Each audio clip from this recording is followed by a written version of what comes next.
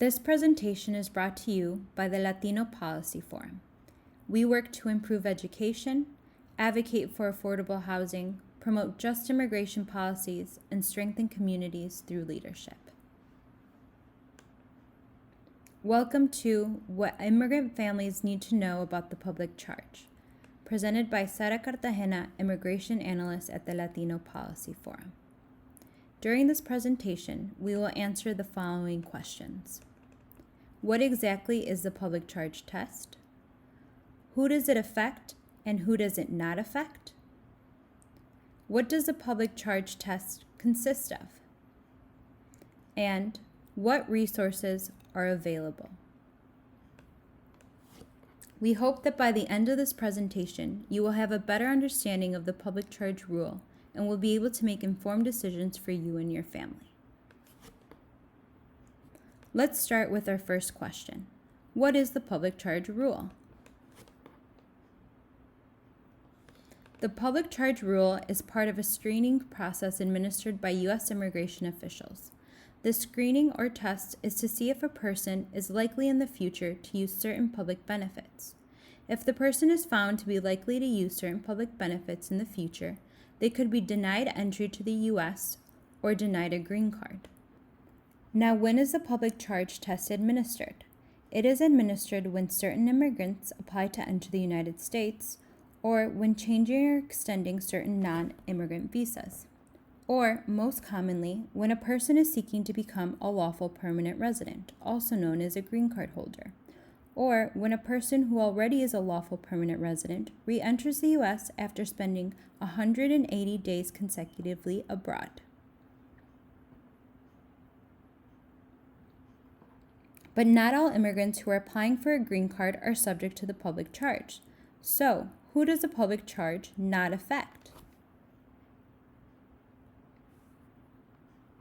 The public charge does not affect lawful permanent residents or green card holders applying for citizenship, refugees and asylees, U visa applicants or holders, special immigrant juveniles, certain parolees and humanitarian visas holders, citizens, naturalized citizens, T visa applicants or holders, VAWA self-petitioners, and others.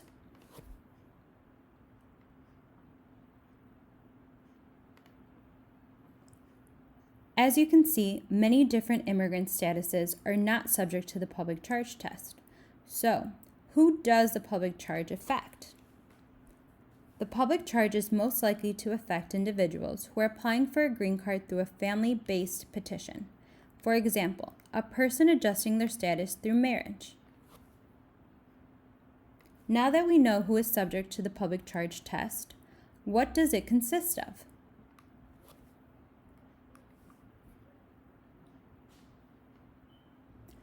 The public charge test consists of an evaluation called the totality of circumstances, where immigration officials consider and balance various factors, such as a person's income and financial status. This includes assets, liabilities, debt, such as loans, your credit score, and if you have ever used any of the specified public benefits.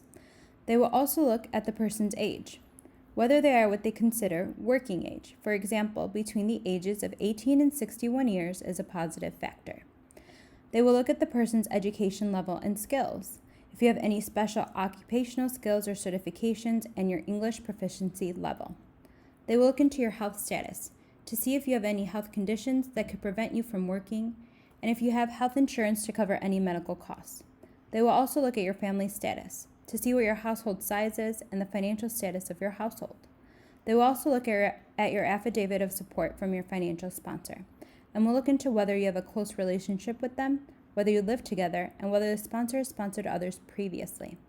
Most of this information will be asked for through a new form called the I-944 Declaration of Self-Sufficiency. As you can see, previous use of public benefits is only one factor of many that will be examined by the immigration officials. Now, what public benefits are included in the public charge? There are a set of specific public benefit programs that are included in the public charge. They are federal government cash assistance, such as Supplemental Security Income and Temporary Assistance for Needy Families, known as TANF, federally paid institutionalized care, such as nursing home or long-term mental health facility paid for by the federal government, state, local, and tribal general assistance, the Supplemental Nutrition and Assistance Program, known as SNAP, EBT, or food stamps, Section 8 Housing Choice Voucher Program, Section 8 Project-Based Rental Assistance, Section 8 Rehabilitation Program, and other federal housing, and certain non-emergency Medicaid programs, with many exceptions. For example, Medicaid for children under 21, known as All Kids in Illinois, Medicaid for pregnant women, including the 60 days after birth, known as Mom and Babies in Illinois, Emergency Medicaid, and services under the Individuals with Disabilities Education Act are not included. What other benefit programs are not included? There are many programs that are not included in the public charge test. Some examples are emergency disaster assistance, all kids, moms and babies, privately funded food banks, food pantries, Meals on Wheels, summer meals, Head Start, Healthy Start, tax credits such as the COVID-19 federal stimulus checks, Cook County CareLink program, Pandemic EBT or PEBT, WIC, Pell Grants and student aid programs, homeless and transitional housing, school breakfast and lunch programs, vaccines for children program, unemployment benefits, child care assistance, emergency Medicaid, care provided at schools such as school-based health centers and community health centers, and many more. This is not an exhaustive list. There are still many programs that are exempt from the public charge rule. As you can see, the public charge is a lot of information, but it's important to leave with these 5 takeaways. Use of public benefits by your children or family members will not count in the public charge test. Only the listed public benefits used by the applicant will be counted in the public charge. Not all immigrants are subject to the public charge test. And lastly, speak to an immigration lawyer if you believe you will be subject to the public charge test.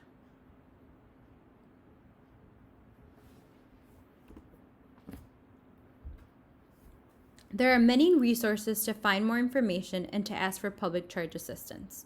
The Protecting Immigrant Families Illinois website has Illinois-specific public charge information and is regularly updated.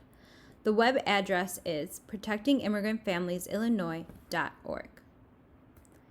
The Immigrant Family Resource Program works with immigrant families on public benefit applications.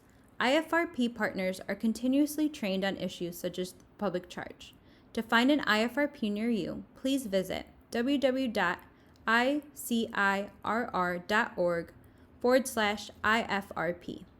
Families can also call the ICER Immigrant Family Support Hotline if they have any questions or would like more information. The number is 1-855-435-7693.